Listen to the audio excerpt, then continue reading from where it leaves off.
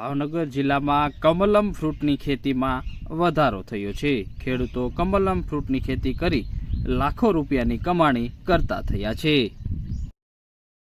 જોઈએ તો MB વાગુમસિંહ મારું નામ છે। નાયબ બાગાયત નિયામક ભાવનગર તરીકે ફરજ બજાવું છું।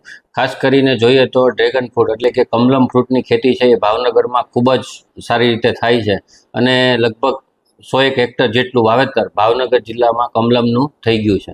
ખાસ કરીને ખેડૂતને છે એ ભાવમાં ઘણો બેનિફિટ એમાં છે। ખાસ કરીને જોઈએ તો મોટા જે સિટી છે એમાં કમલમનો ભાવ છે એ ખૂબ જ સારો મળે છે, એટલે કે 150 રૂપિયાથી લઈ અને 300 રૂપિયા પ્રતિ કેજી ભાવ છે એ મળે છે। અને ભાવનગરની પબ્લિક જે 50% છે એ સુરતમાં છે। જો આ માલ છે એ તમે સુરતમાં મોકલો તો ખેડૂતને સારા ભાવ મળવાની ખૂબ જ મોટી તક આમાં સમાયેલી છે। અને સાથે સાથે જો ખેડૂત છે એ કમલમ ફ્રૂટનું વાવેતર કરે તો સરકારશ્રી દ્વારા એમાં 3.5 લાખ રૂપિયા સુધીની સબસિડી પ્રતિ હેક્ટર આપવામાં આવે છે।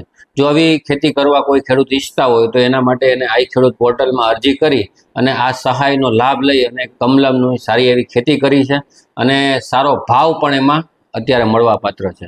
હવે ભવિષ્યમાં કમલમ બધાને જાગૃત થઈ ગયા છે કે ભાઈ કમલમમાંથી સારા એવા પ્રમાણમાં જે આપણું બ્લડ બને છે એટલે કે હિમોગ્લોબિન એ કમલમમાંથી સારું એવું મળે છે અને આવતા સમયમાં એનું પ્રોસેસિંગ એટલે કે એમાંથી પલ્પ થશે, એનો જ્યુસ થશે અને એની પણ બોટલ પેક થઈ અને માર્કેટમાં આવવાની સંભાવના છે। એટલે કમલમની ખેતી છે એ લોંગ ટાઈમે તમને ખૂબ જ ફાયદાકારક સાબિત થશે।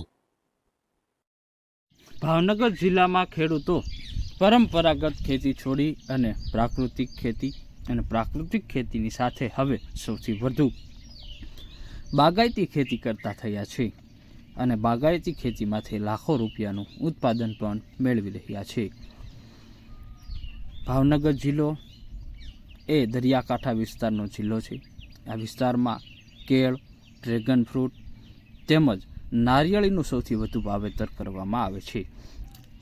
કમલમ ફ્રૂટની અંદર ગુજરાત સરકાર સબસિડી આપી રહી છે। સામાન્ય જાતિના ખેડૂતોને 50% અથવા મહત્તમ 3 લાખ લેખે હેક્ટરે, જ્યારે અનુજાતિ અને અનુજન જાતિના ખેડૂતોને 75% અથવા મહત્તમ 4.50 લાખ હેક્ટરે સહાય આપવામાં આવે છે। લાભાર્થી દીઠ 1 હેક્ટરની મર્યાદામાં સહાય આપવામાં આવે છે અને આ તમામ સહાય લેવા ભાવનગર જિલ્લા બાગાયત અધિકારી દ્વારા તમામ ખેડૂતોને અપીલ કરવામાં આવી છે। ખેડૂત આઈ પોર્ટલ ઉપર વખતો વખત જાહેર કરવામાં આવતા સહાયના ફોર્મ ભરી અને બાગાયત કચેરી ખાતે સાધનિક કાગળો સાથે પહોંચતા કરવાથી સહાય બાગાયત વિભાગ દ્વારા મંજૂર કરવામાં આવે છે અને જેનો લાભ લેવા અનુરોધ કરાયો છે।